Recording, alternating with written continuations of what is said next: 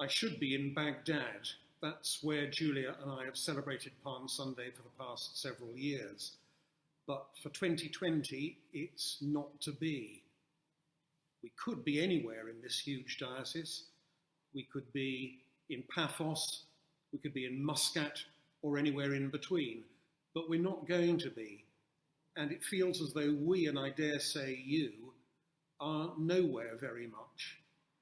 Or rather that we're stuck, that we're pinned down by the frightening virus and by our paralysed societies. Most of us, from one end of the diocese to the other, aren't able to do what we normally do. We're not able to be the community that we always are and that we want to be again. This, we say, is a Palm Sunday, and this will be a Holy Week like no other, and it either hurts or it depresses. But in the most fundamental sense, this will be a Holy Week like all the others. It will be like the others that have gone before it, in generation after generation, in countless times and lots of cultures. No act of Christian worship is a historical recreation or a pageant, but rather it's a living expression of faith, and we say that it's the gate of everlasting life.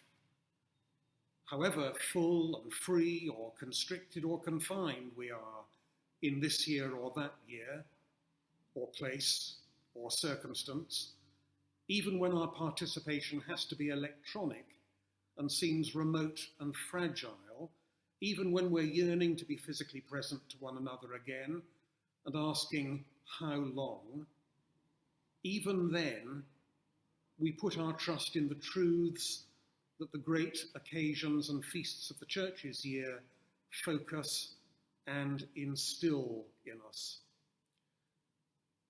Over 2,000 years, Christians have kept these same days. We've kept them in catacombs as well as cathedrals.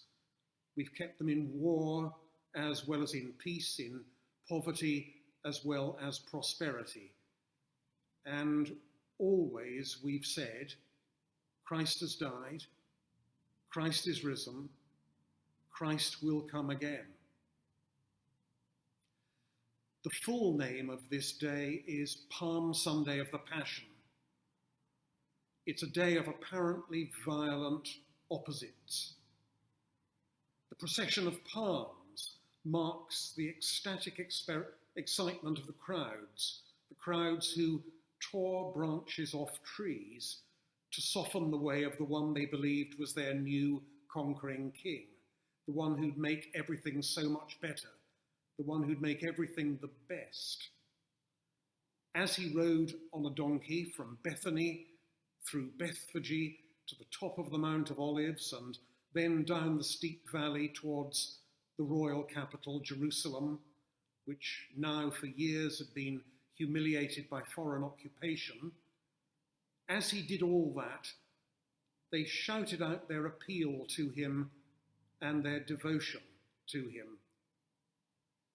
But the reason that most of us on normal Palm Sundays carry palms that are made into crosses is that their devotion was misplaced and fickle. It soon, next Friday, turned to anger. And the anger was that he wasn't leading a royal revolution, at least not the one they wanted. And so it was that Hosanna was to turn in 5 days into crucify.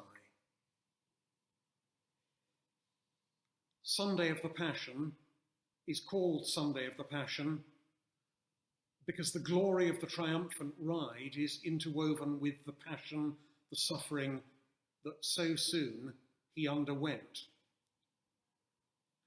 Traditionally today, the full story of the whole of the week ahead is proclaimed. That proclamation is called the Passion rather than the Gospel. And we're to learn that the light of good news does shine even out of the suffering, even in the midst of the suffering. For this year, 2020, we're given to read and hear the Passion according to St. Matthew. You can look it up. It's Matthew 26:14 to the end of chapter 27. And if you do, read it thoughtfully and deliberately. Immerse yourself in it. It runs all the way from when Judas began his plan to betray Jesus, because Jesus wasn't the way that Judas wanted him to be, through the tense Last Supper and those astonishing and perplexing things that happened during it, to the night walk to Gethsemane. It leads to his agony in the garden. It leads to the kiss. It leads to the arrest. It leads to the house of the high priest. It leads to Peter's shameful lie and his failure of nerve. It leads to Christ's arraignment before Pilate.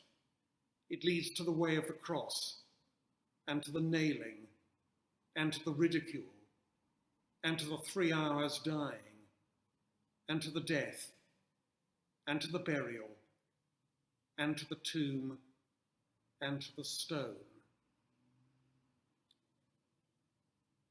The colour of vestments for Palm Sunday is red, and it's red both for a king, and Jesus Christ is the king. His royalty and his reverence are going to be redefined by the week ahead, but it also stands, this red, for the blood of the Passion. The next time we'll see that red is on Friday, and we call that Friday Good. In the words of the last verse of one of the traditional Palm Sunday hymns, ride on in majesty, in lowly pomp ride on to die, bow thy meek head to mortal pain, then take, O God, thy power and reign.